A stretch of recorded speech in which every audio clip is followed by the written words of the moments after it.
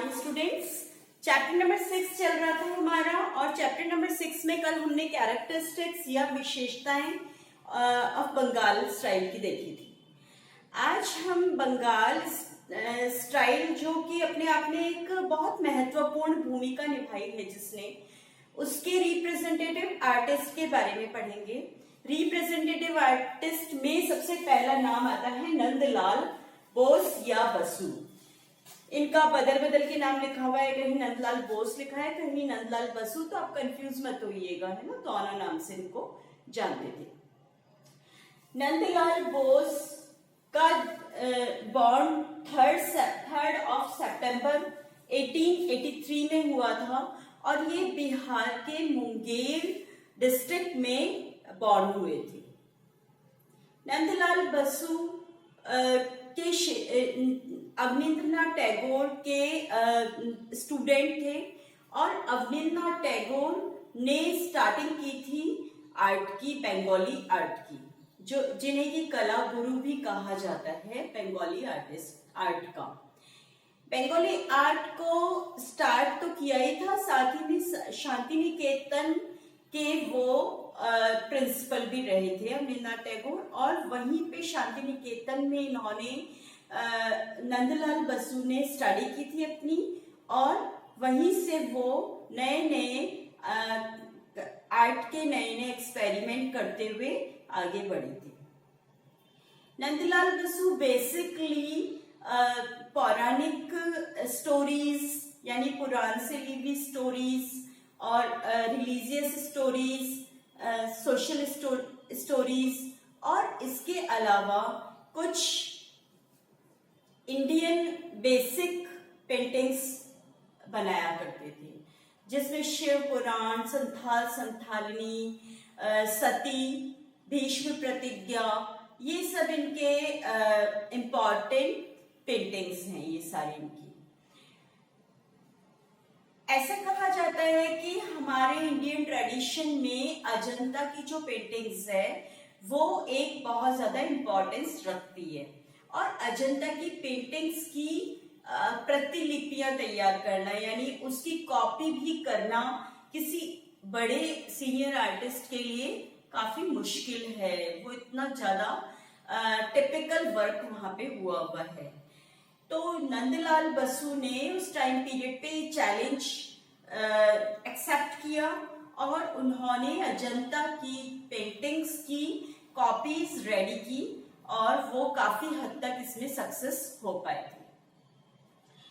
नंदलाल बसु ने हमारा जो ये पुनरुत्थान काल चल रहा था उसमें अपनी अहम भूमिका ऐसे निभाई थी कि उन्होंने पुराने आर्टिस्ट और नए आर्टिस्ट दोनों के बीच में एक तरीके से कड़ी का काम किया था, जिससे कि वो ये प्रूव कर पाए थे कि जो हमारे इंडियन हमारी पुरानी जो ऋग्वेद है, मतलब वेदों से लिए गए जो ग्रंथ हैं, हमारी रामायण, महाभारत और पुराण, इन सब में जो के टाइम पीरियड पे जो एटमॉस्फेयर था, उस एटमॉस्फेयर को इन्होंने फिर से इंडिया में यूथ के सामने पेंटिंग्स के जरिए लाने का की कोशिश की थी, और जिसमें ये काफी हद तक सक्सेस भी हो पाए थे।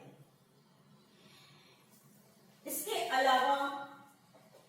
अलावा नंदलाल बसु ने बहुत सारी ये एक कांग्रेस अधिवेशन जो था उसमें इन्होंने एक सीरीज रेडी की थी, जो सीरीज बहुत ज्यादा फेमस हुई थी, आर्ट की सीरीज, और जो इनकी पेंटिंग्स बनाया करते थे उसमें सॉफ्टिकेटेड लाइंस के थ्रू लाइंस, शेप्स, इन सबको वो अजंता के स्टाइल में ही दिखाते थे।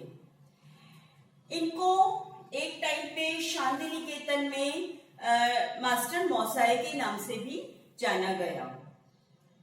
इसके अलावा इन्होंने जो अपनी बोल्ड लाइंस बनाई थी, बोल्ड लाइंस के थ्रू जो पेंटिंग्स बनाई थी उसमें इंडियन फोक लाइफ की पूरी झांकियां यानी लाइफ स्टोरीज इन्होंने दिखा दी, जिसमें कि बहुत ही अट्रैक्टिव अट्रैक्टिव कलर्स भर के इन्होंने दिखाया था।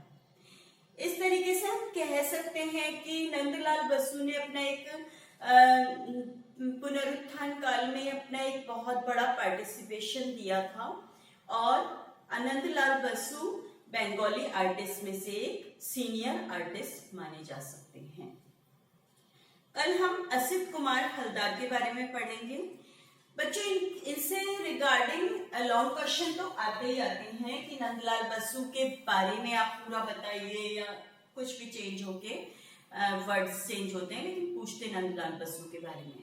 लेकिन छोटे छोटे जो क्वेश्चंस आते हैं वो नंदलाल बसु कब बॉर्न हुए थे, नंदलाल बसु की स्टोरीज, जो पेंटिंग्स बनाई थी उनमें से 2 पेंटिंग्स के नेम्स बताइए, नंदलाल बसु किनके स्टूडेंट्स रहे थे, नंदलाल बसु को अदर नेम के किस नेम से जाना जाता है ना।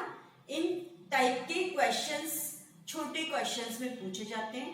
तो आप एक काम करिए, नंदलाल बसु का पूरा अच्छे से सुन लीजिए वीडियो में और पढ़ लीजिए अपने चैप्टर में, और इनसे जितने भी छोटे छोटे क्वेश्चंस बन सकते हैं, पॉसिबिलिटीज जिन क्वेश्चंस के, उन क्वेश्चंस को अपने लेवल पे छोटे छोटे क्वेश्चंस बनाइए और उनके साथ में आंसर लिखिए। जैसे नंदलाल बसु का बॉर्न कब हुआ था, नंदलाल बसु कहाँ पे,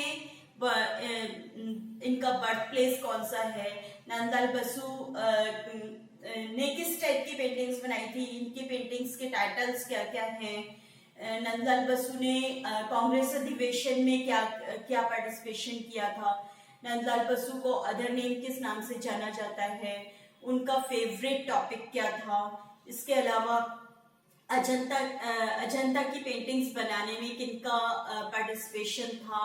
ये इस टाइप के छोटे छोटे क्वेश्चंस बना के और आप पूरे क्वेश्चन को रेडी करेंगे तो आप बड़े क्वेश्चंस के लिए तो रेडी हो ही जाएंगे, बड़े क्वेश्चन के लिए तो, और साथ ही साथ में very short type of question, other question कहीं से भी उठा के पूछ ले तो आप एकदम अच्छे से तैयार हो जाएंगे।